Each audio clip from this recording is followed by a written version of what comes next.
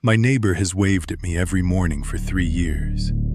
Same time, 7:14 a.m. He stands at his kitchen window, the one that faces mine, coffee mug in hand, and raises it once. I raise mine back. That's it. We've never spoken. I don't even know his name. In this city, that's normal. I moved to the apartment complex after my divorce.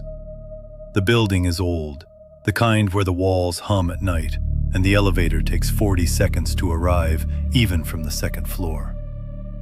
My unit is 4C. His is 4A, directly across the narrow courtyard. Close enough that I can see the faded blue of his robe. Close enough that if either of us left a window open, we could probably hear each other breathing.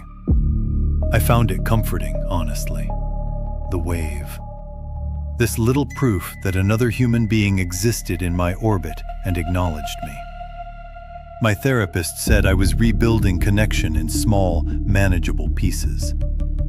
I thought she was being dramatic. Looking back, she wasn't dramatic enough. It was my coworker Priya who first noticed something. She'd come over for dinner, 3rd time that month, and was standing at my kitchen window, waiting for the kettle while I set the table.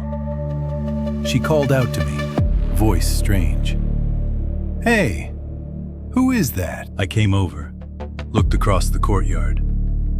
The man was there, 7:14 p.m., standing at his window, mug raised.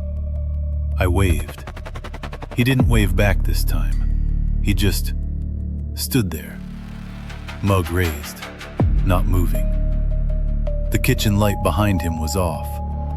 He was lit only by what spilled from my window. "That's just my neighbor," I said. "He's a bit odd. He's been standing there since I arrived. That was 40 minutes ago." I looked at her, then back at the window. He was gone. I told myself it was nothing. People stand in their kitchens. People think. I've stood staring out windows for longer than 40 minutes after bad phone calls, after nightmares, after nothing at all. But I started paying attention. I began noticing that he was always there, not just at 7:14 a.m. Evenings, afternoons when I worked from home. Whenever I drifted into my kitchen, movement at the corner of my eye, and there he'd be, mug raised. Always the mug raised. I started logging it. I know how that sounds, but I'm an analyst by trade. I log things. Over 11 days, I recorded 34 instances of him standing at the window. The morning wave, fine. But the rest? Middle of the night. 3 a.m. 4 a.m. Always the mug. "Does he ever sleep?" I typed to Priya. "Does he ever put the mug down?" she replied. That was the thing I hadn't let myself think about. In 3 years, I had never once seen him without the mug. I decided to talk to him. Normal thing to do. Knock on 4A, introduce myself, maybe laugh about being window neighbors for 3 years. I'd bring something. I baked banana bread, the kind with the brown sugar top, and I'd just meet the man. I knocked. Silence. I knocked again. The door opened about 4 inches, chain still on, and I saw an eye. Pale. Startled. "Hi, I'm from 4C across the..." "You should go. Please, go back inside." "I just wanted to..." "How long have you been waving at it?" he asked.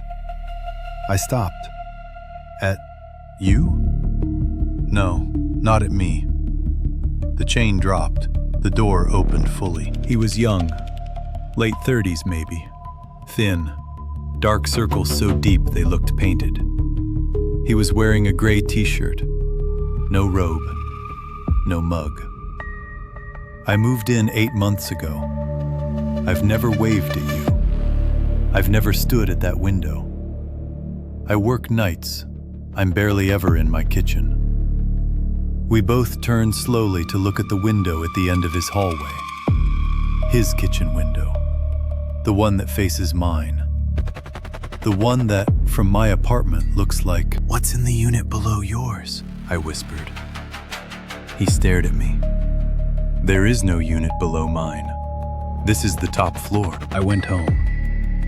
I stood at my kitchen window and looked across the courtyard at what I'd been waving at every morning for 3 years. Whatever it was, it raised its mug. And this time, it was wearing my face. I haven't opened my curtains since. But every morning at 7:14, I hear something in my kitchen. And I don't own a mug anymore.